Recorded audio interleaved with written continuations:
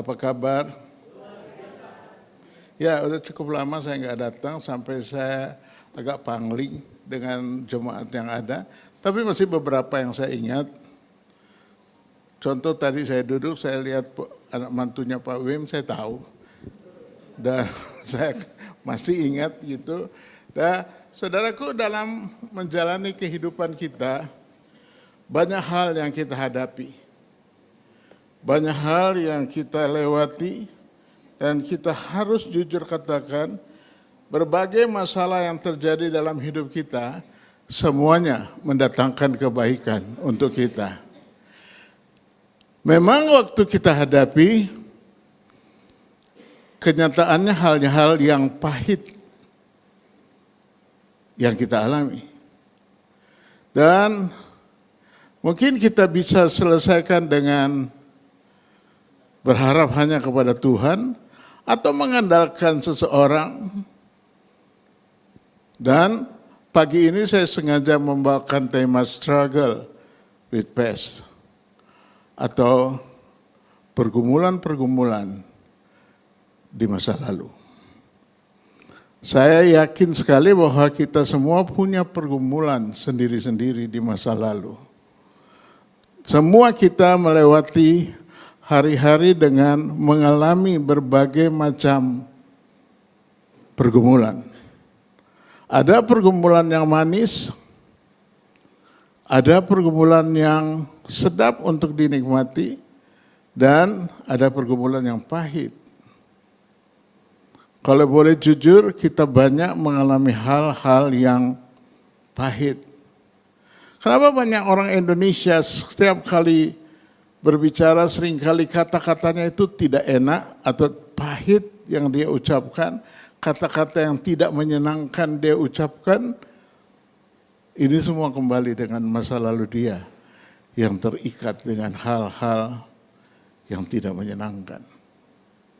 Saya mau katakan jujur, saya juga punya pengalaman pahit di masa lalu. Pengalaman yang tidak menyenangkan di masa lalu. Tetapi saya belajar melihat ke depan, kalau Tuhan sudah pernah tolong saya, Tuhan akan tetap tolong saya. Nah, untuk itu kita mau melihat firman Tuhan pagi ini, kita mau belajar apa yang Tuhan mau terjadi di dalam hidup kita. Kita lihat Filipi pasal 3, ayat 13 sampai dengan ayatnya ke-14.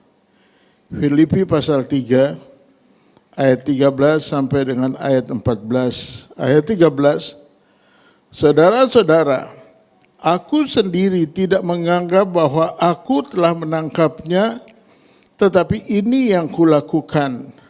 Aku melupakan apa yang telah di belakangku dan mengarahkan diri kepada apa yang di hadapanku. Ayat 14, dan berlari-lari pada tujuan untuk memperoleh hadiah, yaitu panggilan surgawi. Puji nama Tuhan. Inilah kehidupan kita. Kalau dikatakan Rasul Paulus, dia mengatakan bahwa dia sendiri tidak menganggap bahwa dia telah menangkapnya atau dia telah selesai. Dia tidak katakan demikian. Tetapi dia tidak mau melihat ke belakang. Dia tidak mau melihat apa yang sudah pernah terjadi yang pahit-pahit di masa lalunya. Dia melihat ke depan. Sebab di hadapan kita, masa depan kita, ada pengharapan. Setuju untuk itu? Indonesia dalam keadaan sekarang ini tidak menentu. Kalau saya dengar pidatonya Bapak Presiden Jokowi, dia pernah mengatakan bahwa Indonesia adalah negara ketiga yang mengalami gempa bumi terbesar di dunia. Mendengar hal itu, kita pasti juga mempersiapkan diri kita. Apa yang akan terjadi dan bagaimana akan kita lakukan atau kita hadapi kenyataan ini. Tetapi kenyataan yang sedang kita hadapi ini tidak bisa kita katakan biasa-biasa. Semuanya membuat kita mempersiapkan diri. Dan pengalaman-pengalaman kita di masa lalu ini juga lebih penting untuk kita merenungkan. Saya belajar melihat kalau saya membawakan struggle with pace atau hidup, kita melihat masa depan kita, masa lalu kita, lalu kita percaya masa lalu kita mungkin manis, masa lalu kita mungkin pahit. Kita nggak bisa terikat dengan yang pahit-pahit. Kita senang merenungkan yang manis-manis. Yang setuju bilang amin. Kalau yang manis kita pasti senang. Kalau yang pahit pasti kita kurang begitu suka. Tapi kita tidak bisa membohongi diri kita sendiri bahwa dari kita, cara berbicara kita, cara menghadapi seseorang, kita menghadapi seseorang, dari tutur kata kita, dari cara kita berbicara akan dikenal siapa kita. Kan kita suka toh sama orang yang baik sama kita atau orang yang dengar-dengaran sama kita. Suka kita. Nyambung kok gua sama dia, kan kita suka gitu. Kalau gua sama dia nyambung loh. Kalau gua masih itu nggak nyambung gua. Kemarin ada pertemuan di Bekasi, satu hamba Tuhan berkhotbah. Hamba Tuhan ini orang yang cukup, kalau saya katakan hebat karena dia tamat sekolahnya di London. Tapi waktu dia selesai berkhotbah, salah satu jemaat datang pada saya dan katakan, "Pak, aku nggak mudeng loh apa yang dia khotbahkan." Saya bilang, "Wah, kamu nggak buka hati?" "Aku buka hati sungguh-sungguh, Pak. Aku dari rumah sudah doa minta Tuhan berbicara. Tapi dia berbicara ngalur ngidul, aku nggak mudeng," kata dia. Saya bilang, yang salah siapa? Dia atau kamu? Dia diam. Saya bilang, kamu yang mesti bertobat. Kamu apa yang kamu dengar, kamu catat, lalu kamu pulang, rewind lagi. Untuk dipelajari apakah ini nasihat untuk saya, dan saya membangun kehidupan kita. Nah saudara, bisa gampang kita lihat, ada orang yang hidupnya di sekitar kita, yang mulutnya tidak pernah mengucap syukur. Selalu keluar kata-kata yang pahit, tidak pernah mengeluarkan kata-kata yang menyenangkan, selalu kecewa dan kecewa dan kecewa. Orang seperti ini pun dia punya struggle di masa lalu. Masa lalunya masa lalu yang pahit. Makanya yang keluar dari mulutnya adalah kata-kata yang pahit. Pernah nggak ketemu seseorang lalu orang itu diam, lalu kita dengar dia katakan, "Aku tetap mengucap syukur loh. Apa yang Tuhan sedang buat di dalam hidupku. Walaupun keadaan yang pahit, walaupun keadaan yang menggoncangkan, yang membuat saya tidak enak, tetapi aku mengucap syukur. Karena pergumulan yang aku sedang hadapi ini membawa aku lebih dewasa lagi untuk aku mengenal Yesus sebagai Tuhan dan Juru Selamatku secara pribadi." Berikan tepuk tangan dulu untuk Tuhan Yesus. Iya. Kita perlu jujur belajar dalam hidup ini. Contoh yang paling penting dalam hidup kita, kita mau belajar menjadi berkat. Saya sering kali katakan kepada jemaat, kekristenan bukan simsalabim atau hompimpa. Bukan. Kekristenan bukan tanganmu menumpangkan orang sakit lalu sembuh. Bukan itu saja. Tetapi kekristenan adalah orang yang bisa menjadi berkat di mana saja dia berada. Di mana dia berkumpul, dia menjadi berkat. Itu kekristenan. Di mana dia berada, sekelilingnya menikmati kebaikan Tuhan atau merasakan dia punya kehidupan, dia punya aroma lain berbeda. Kenapa? Karena dia punya hubungan dengan Tuhan baik. Kalau orang punya hubungan dengan Tuhan baik, dia pasti sehari-hari hidupnya baik.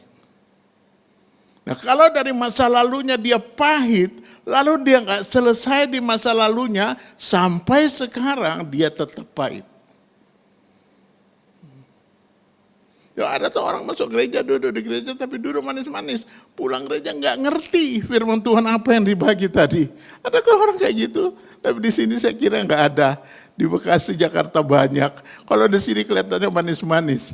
Dan lebih manis lagi kalau saudara dengar firman Tuhan lalu catat biar pulang saudara bisa rewind, bisa ulangi lagi firman Tuhan itu.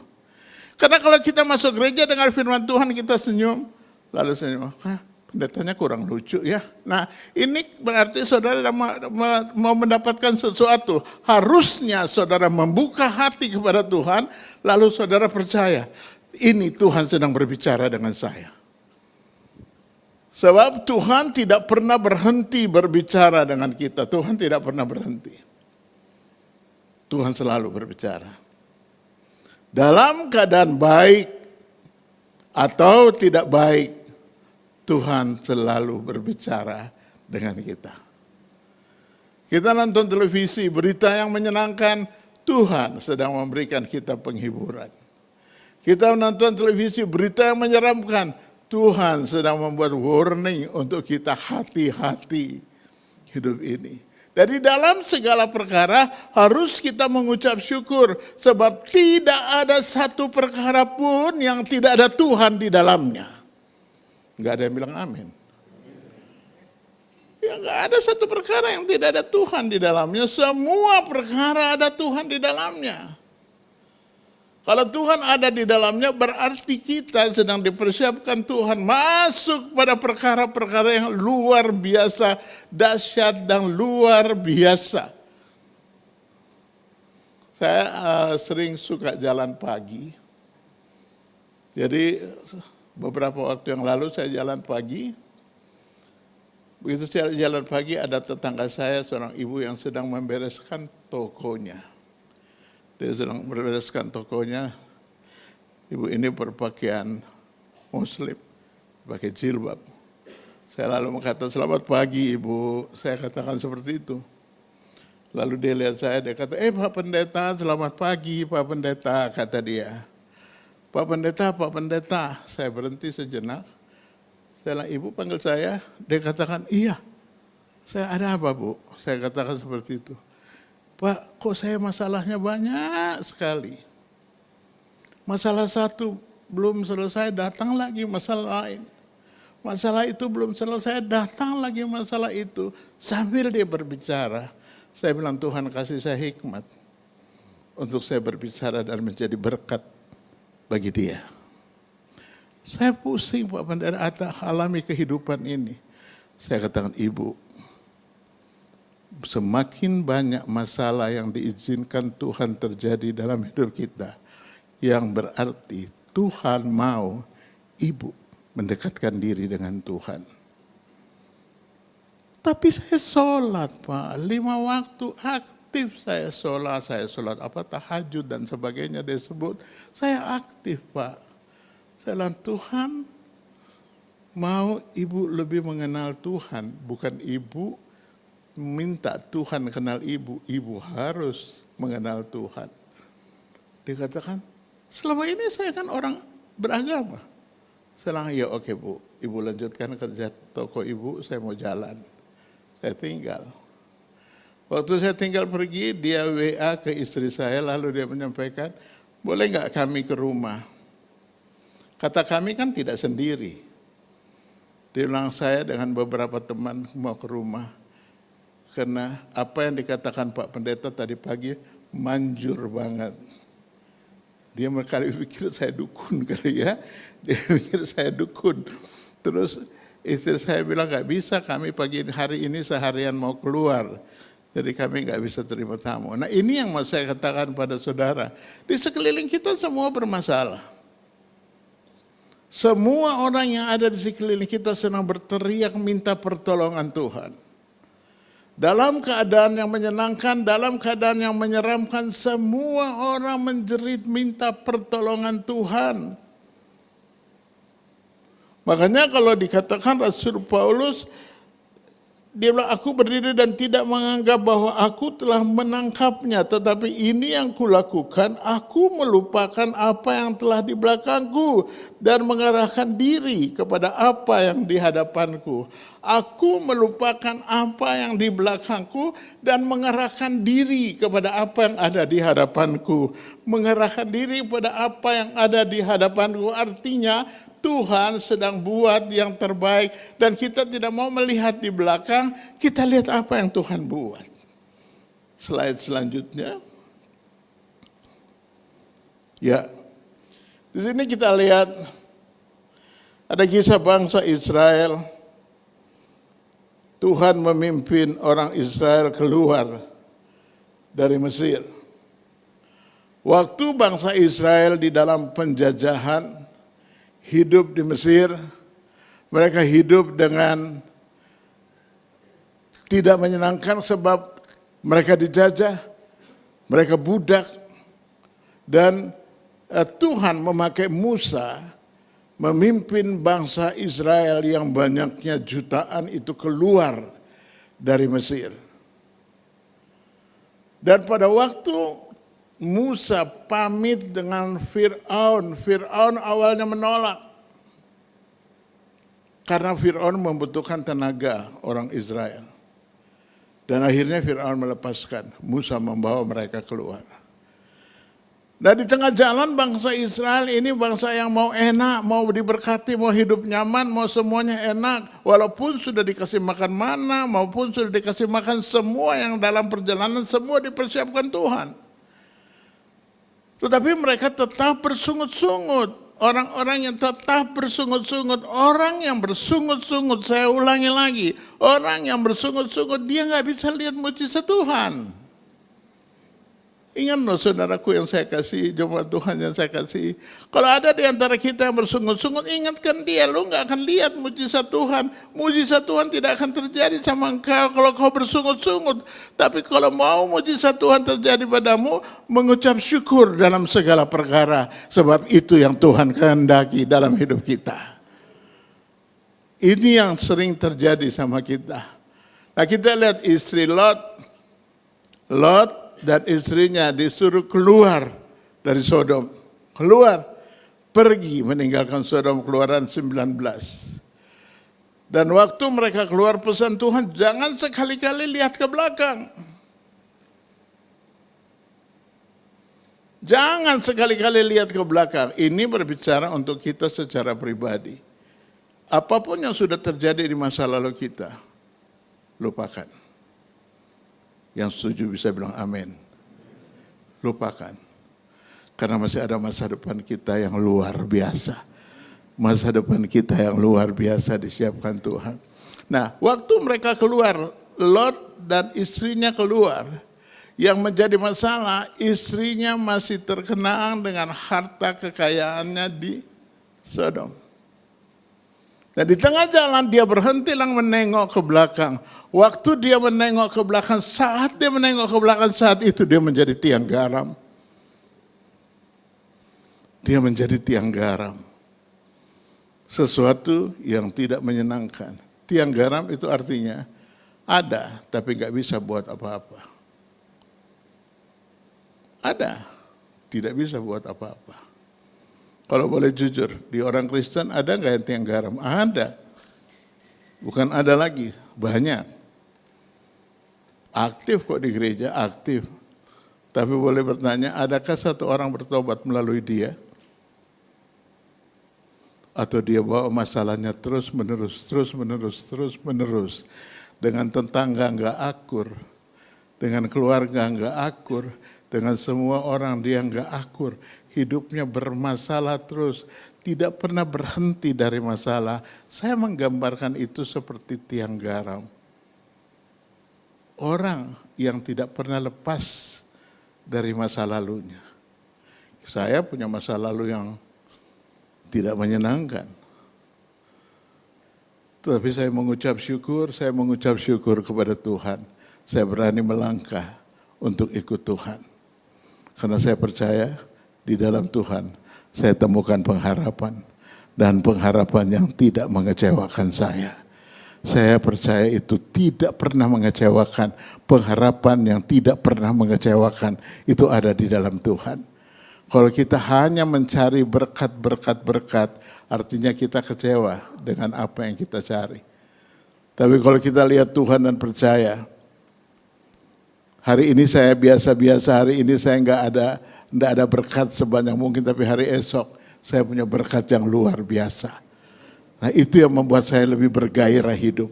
Kita ikut Tuhan, kita nggak perlu cari berkat. Saya mau ingatkan, kita tidak perlu cari berkat karena berkat kita sudah ada. Tuhan sudah siapkan saudara berkat sendiri-sendiri. Semua kita ada berkatnya. Tuhan siapkan berkat kita porsinya sendiri-sendiri. Tetapi karena kita tidak taat, kita tidak setia, maka berkatnya itu miss. Tunggu sampai kita taat dan setia. Bukan berarti Tuhan tidak mau memberkati kita, bukan. Tidak, Tuhan tetap memberkati kita. Tapi pada waktu kita tidak taat sama Tuhan, berkatnya itu dipending. Ini tuh cara kerjanya Tuhan Yesus. Saya sangat bangga kalau saya merenungkan kebaikan Tuhan. Kenapa saya bangga? Semua kita berkatnya di mata Tuhan sama. Yang setuju katakan amin. Saudara mungkin lihat tetanggamu atau sahabatmu, rumahnya keren, mobilnya keren. Saudara mungkin, sedap, enak deh kayak dia.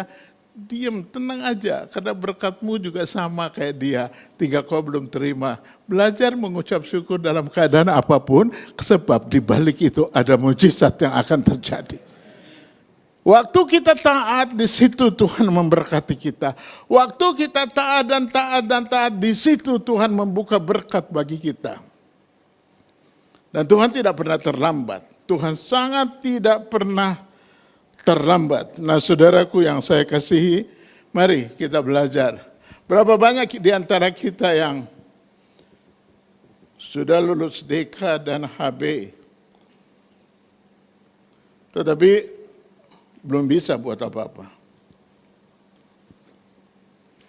Belum bisa tugas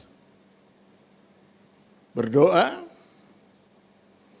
belum bisa tugas sharing dalam kelompok kesan. Kenapa demikian? Ya itu, kita bermasalah dengan diri kita sendiri. Karena masa lalu kita mengikat kita sehingga kita tidak bisa mengerti apa yang akan terjadi nanti. Saya mau ulangi lagi, sekali lagi saya katakan, kalau ada pahit di masa lalu itu yang mengikat kita, setiap kali kita berbicara dengan orang lain, kita pahit dengan orang tersebut. Yang masalah bukan orang itu, kitanya yang bermasalah. Jadi mari kita renungkan baik-baik. Saya percaya sekali bahwa Tuhan buat segala sesuatu yang terbaik terjadi di dalam hidup kita. Slide selanjutnya kita lihat. Kita menyadari bahwa masa lalu yang mengikat dapat berubah masa lalu yang kelam. Masa lalu yang kelam. Berupa apa? Trauma. Punya masa lalu, punya trauma di masa lalu. Lalu kita terkenang-kenang dengan trauma itu, seharusnya kalau kita punya trauma, putuskan trauma itu. Yang setuju bilang amin. Putuskan. Tolak dalam nama Yesus. Nama Yesus ada kuasa untuk memutuskan kita dari trauma masa lalu kita. Tapi kalau trauma masa lalu kita tidak pernah putuskan dan kita tinggal di situ terus jalan dengan masa lalu kita, akhirnya kita hidup dengan masa lalu kita. Kita dengar firman Tuhan, kita nggak bisa buat apa-apa. Apalagi kita dengar firman Tuhan, lalu kita tidak meresponi firman Tuhan, kita mengukur firman Tuhan, kita masih terikat dengan masa lalu yang tidak menyenangkan bagi kita. Kalau kita dengar firman Tuhan, harusnya kita diberikan kekuatan. Saudara, saya bertobat umur 24 tahun. Sekarang saya sudah umur 67. Saya sudah emeritus, mau 2 tahun. Pak Wim mantap sekali kan, belum emeritus, Pak Wim masih mantap. Kalau saya sudah emeritus, Bu Seli, saya udah emeritus. Jadi saya mengucap syukur. Saya ketemu Pak Andreas Raharjo, waktu mubes Pak Wim, saya nggak lihat waktu mubes Pak Wim nggak kelihatan, hari pertama nggak kelihatan. Pak Andreas Raharjo panggil saya lalu katakan, "Ye, kenapa kamu mau emeritus?" Saya bilang, yang benar aja. Ini kan keputusan dari atas. Dia kata, saya tidak setuju emeritus, kata dia. Di Surabaya tidak boleh ada emeritus. Saya tersenyum, lalu hati saya merasa, ini membuat saya jadi nggak tenang. Karena kok para pemimpin tidak mendukung emeritus, tapi membuat kita jadi beban pikiran. Tetapi saya mengucap syukur sampai saat ini. Berjalannya waktu, saya tetap di gereja. Berjalannya waktu, saya tetap melayani. Karena kita melayani bukan karena jabatan, kita melayani karena kita mengasihi Tuhan. Berikan tepuk tangan untuk Tuhan Yesus. Iya. Kalau tunggu jabatan saya baik, baru saya melayani, salah saya. Saya melayani karena Yesus baik banget. Amin. Si Yesus sangat baik, tidak pernah berubah kebaikan Tuhan Yesus. Nah saudara, waktu saya mau melihat diri saya bahwa saya akan stop atau pensiun. Kata pensiun aja udah kedengarannya gak enak banget. Iya toh, setuju gak sih? Kata pensiun itu kelihatannya udah gak ada kerjaan lo. Istilah orang dulunya kartu mati lah lo. Ya kan, pensiun nih. Istri saya bilang, gak usah pikir ke situ, kata istri saya. Pikirkan Tuhan Yesus tidak pernah berubah. Itu yang istri saya ngomong membuat bangkit saya. Lalu saya katakan, amin, thank you darling, thank you. Saya diberikan kekuatan, semua boleh berubah. Apapun boleh berubah, jabatan pun boleh berubah, semua boleh berubah. Tuhan Yesus tidak pernah berubah. Berikan tepuk tangan untuk Tuhan Yesus. Kita datang beribadah juga pagi ini karena kita mencintai Tuhan Yesus, amin. Kita cinta sama Tuhan Yesus. Tuhan Yesus baik banget. Baik banget. Saya dulu kerja di satu perusahaan di Jakarta di Jalan Gajah Mada. Kalau saudara tahu Jalan Gajah Mada Jakarta. Saya sudah dari orang yang biasa-biasa, akhirnya dipercayakan megang gudang dan naik terus jabatan saya dengan baik. Karena saya benar-benar dalam pekerjaan saya mencari Tuhan. Satu kali saya pulang dari kerjaan malam, dari jam 6, jam 7 saya pulang dari tempat kerja saya, jam 6 pulang dari Jalan Gajah Mada, saya tinggal di Kebayoran, jadi bus yang saya naik harus lewat jalan apa namanya ini, Jalan Sudirman, harus lewat Jalan Tamrin. Bus yang saya naik itu lewat situ, tiba-tiba saya lihat di gedung Advent orang banyak banget, gedung Advent masih di Jalan Tamrin saat itu. Banyak banget di gedung Advent banyak orang. Bus kami berhenti, banyak yang turun, saya nanya, itu ada apa ya di sebelah? Dia bilang, datang lo, ikut lo, kata orang itu. Bapak Pendeta Yusuf Roni tahu, kata dia. Ih, saya tertarik. Saya ikut. Saya membuka hati, mau cari Tuhan dengan sungguh-sungguh. Saya masuk. Minggu depannya saya masuk.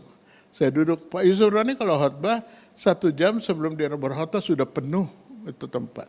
Penuh, tidak ada tempat kosong. Saya datang 1 jam sebelum 1 jam. Saya dapat tempat kosong. Tapi di sebelah saya ada kosong lagi. Jadi penuh, semuanya udah penuh, di sebelah saya kosong.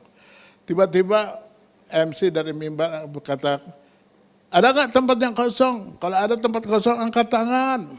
Angkat tangan, kata mereka begitu.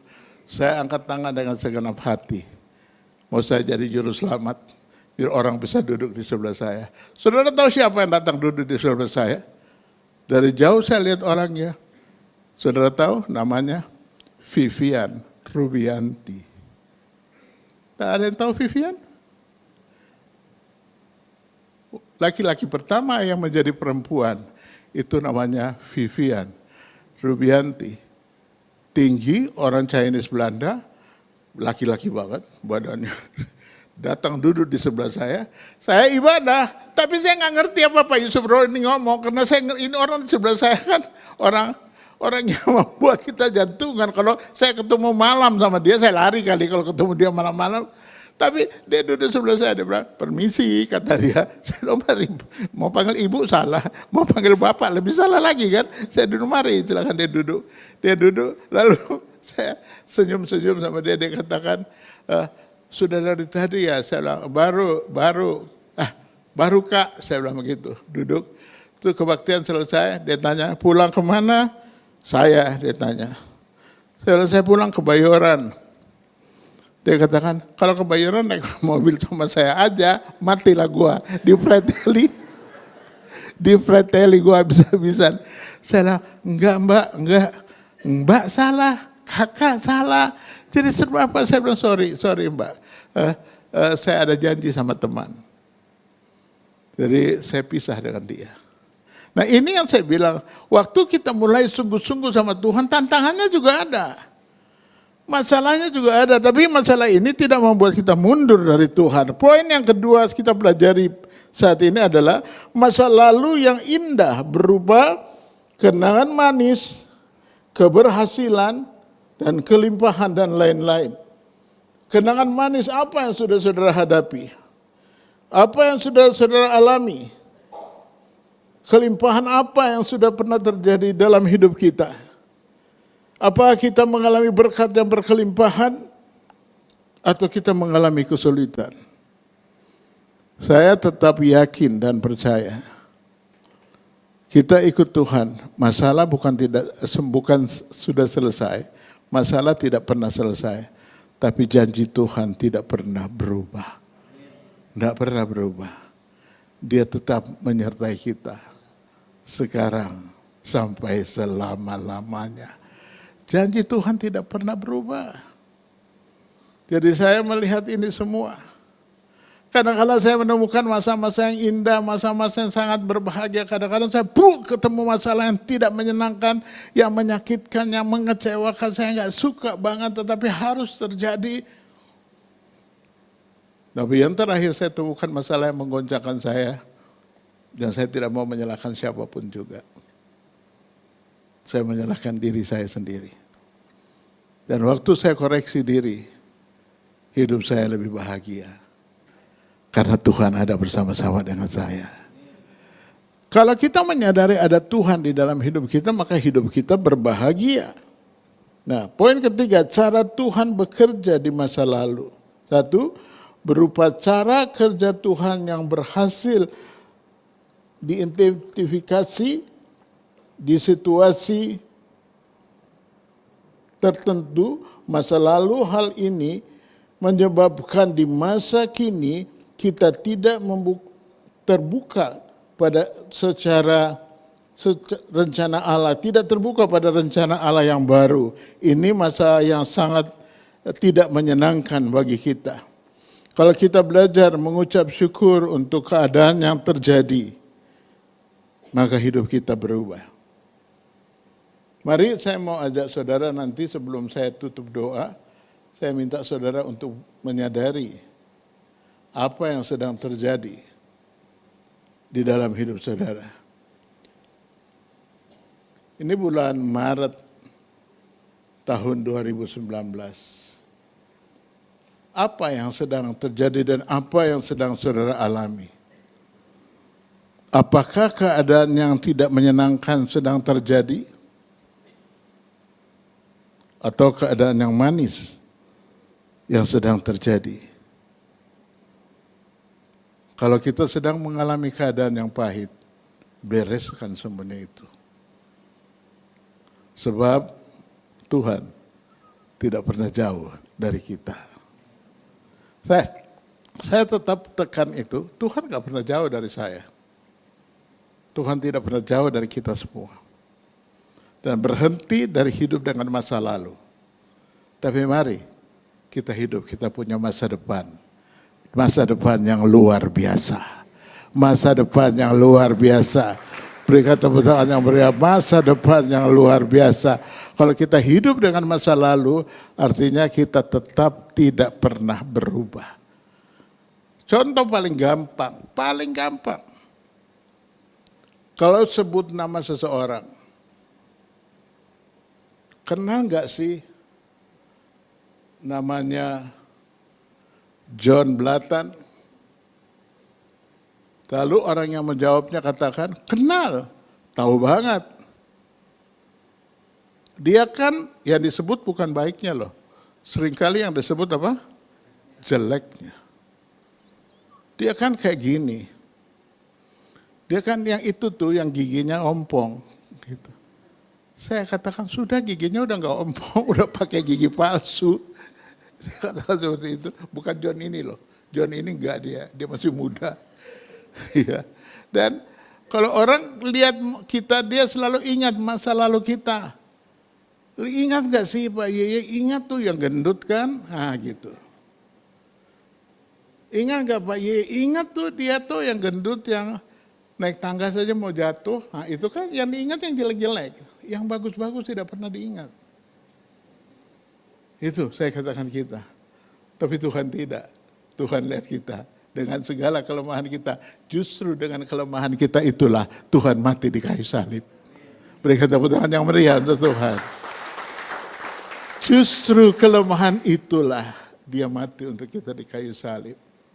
Saya kalau merenungkan kebaikan Tuhan, saya bisa nangis sejadi-jadinya, saya nangis di kamar, saya nangis, saya menyembah, saya nangis sejadi-jadinya. Saya yang tidak ada artinya dibuatnya menjadi berarti. Ya toh? Kadang-kadang gini orang tuh, itu dia tuh dia yang pakai baju itu tuh dia.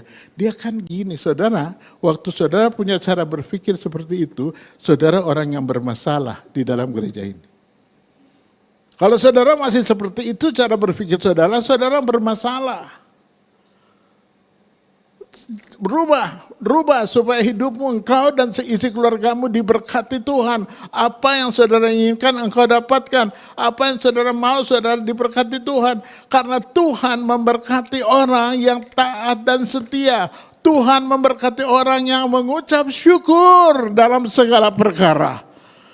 Dia mengucap syukur, itu yang Tuhan lihat. Kalau begitu kita tinggi hati, begitu kita ngomongin kelemahan orang, itu justru titik kelemahan kita yang dibenci oleh Tuhan. Ini saya boleh katakan lagi dari masa lalu kita. Kalau kita terikat dengan masa lalu seperti itu, kita jadi orang yang gagal. Mari lepaskan semua masa lalu kita. Kita lihat, kita berjalan dengan Yesus. Kita punya masa depan yang penuh pengharapan. Kita punya masa depan yang penuh pengharapan. Masa depan yang penuh pengharapan. Yang Tuhan hadir dan tangan Tuhan terbuka. Tuhan berkata, marilah kepadaku kamu yang letih lesu dan berbeban berat. Tangan Tuhan selalu terbuka untuk kita.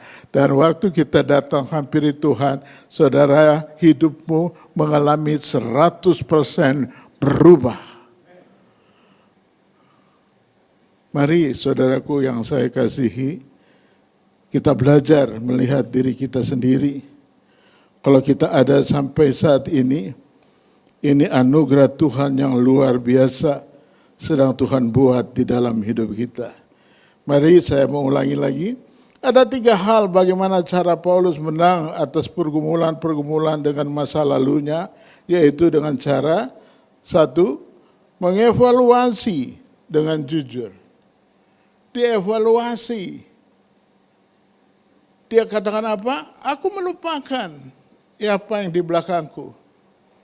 Dan aku mengarahkan diriku ke masa depan. Dievaluasi.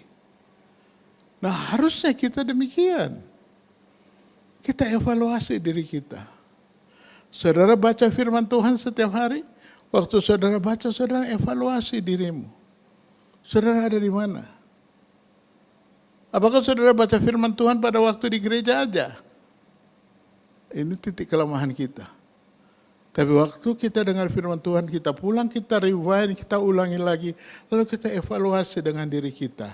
Dan di waktu kita evaluasi itu, kita sedang di tahap perubahan yang luar biasa.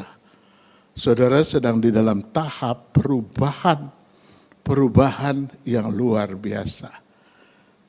Saya sekarang belajar untuk khotbah tidak menyenangkan hati manusia. Mereka mau pahit, kecewa, terserah. Tapi yang saya mau buat, apa yang Tuhan mau. Poin kedua, mengganti fokus. Dia katakan, aku melupakan apa yang ada di belakangku dan mengarahkan diri kepada apa yang ada di hadapanku. Dia lupa. Yang di belakang dia belajar untuk melupakan. Jadi semua yang pahit-pahit, yang luka-luka di masa lalu dilupakan. Dilupakan, dicoret, dihapus, dilupakan. Dan mulai dia mengarahkan diri ke hadapan. Kalau kita ambil contoh kita di dalam gereja, kita lupakan masa lalu teman-teman kita yang mengecewakan kita, lalu kita mengarahkan diri ke depan kita, apakah teman kita berubah? Masih dia. Tapi kita tidak lihat lagi kelemahannya. Kita lihat kebaikan Tuhan yang ada sama dia. Kita belajar tidak melihat kelemahan orang lain, tapi kita melihat Tuhan yang luar biasa sedang bekerja di dalam hidup dia. Saudaraku yang saya kasihi, Tuhan Yesus tidak pernah berubah setia. Dia tetap setia. Dia tetap setia dari dulu sekarang sampai selama-lamanya dia tetap setia. Kalau dia setia berarti dia tetap menunggu kita. Kita waktu kita berbuat salah lalu kita katakan, aduh dosaku besar. Dosaku begini, memang dosa kita besar. Kita nggak layak, memang kita nggak layak. Tapi Tuhan menunggu kita, menyadari dan datang padanya, mengatakan ini aku Tuhan. Dia tidak pernah melepaskan kita. Kau berharga di mataku.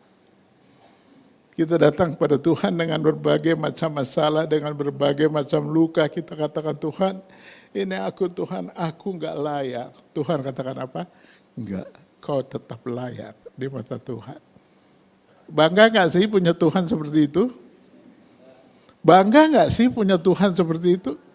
Saya kalau merenungkan ini, saya bangga loh. Tuhan Yesus itu Tuhan yang luar biasa. Luar biasa.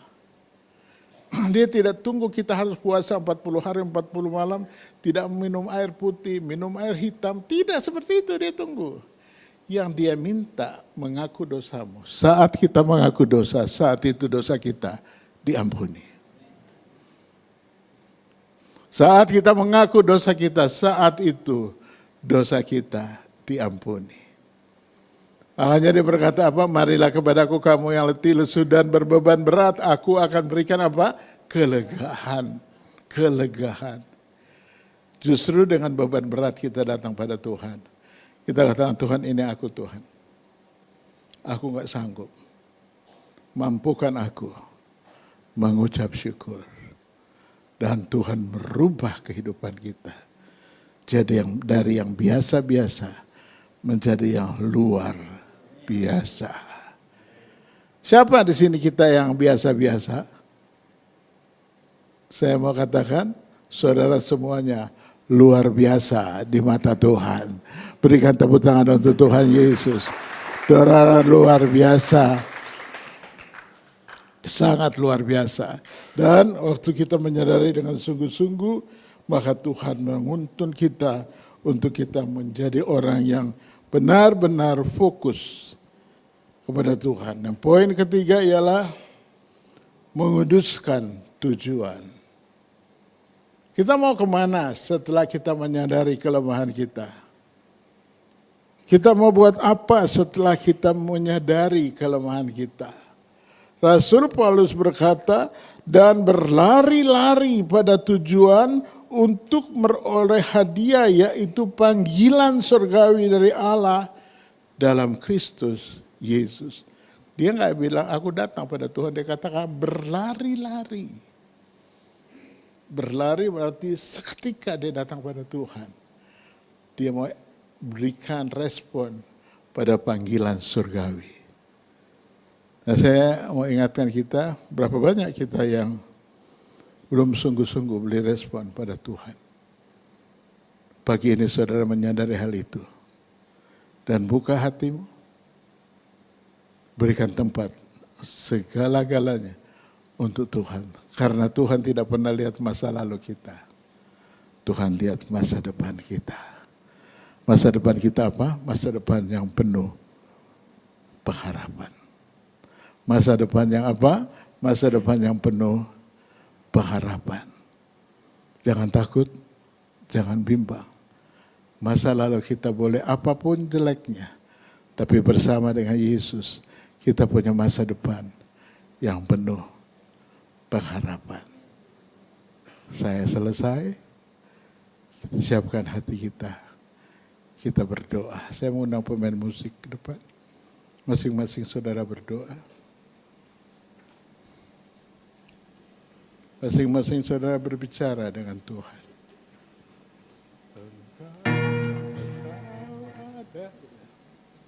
Ya, semuanya masing-masing dalam posisi berdoa.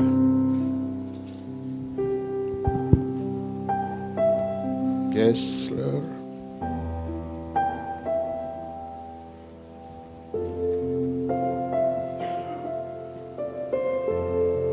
Yes.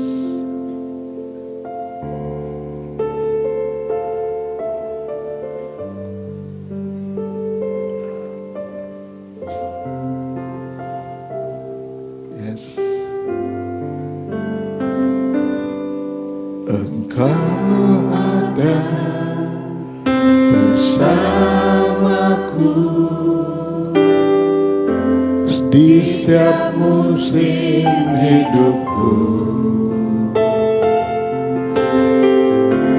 Tak pernah kau biarkan ku sendiri.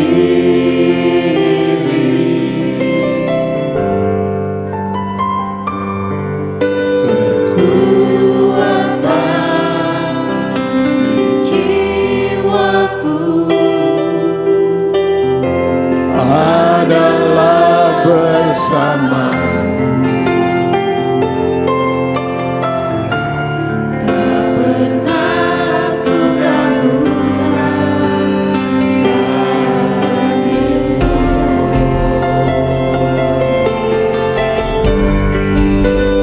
Bersamamu Bapa, ku lewati semua perkenananmu yang teguhkan hatiku. Engkau yang bertindak, memberi pertolongan.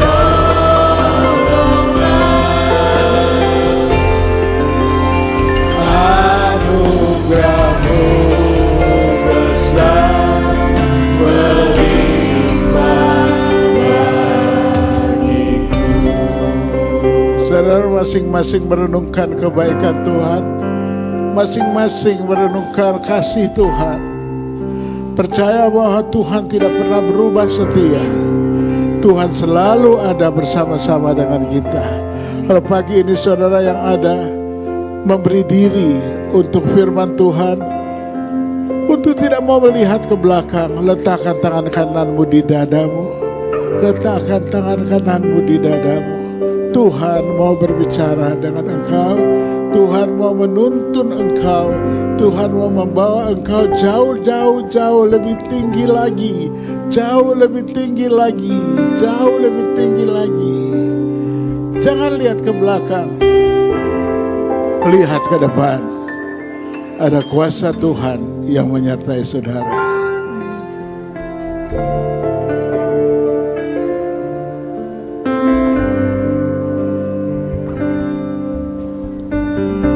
Saya undang saudara bangkit berdiri dan katakan bersama saya, bersamamu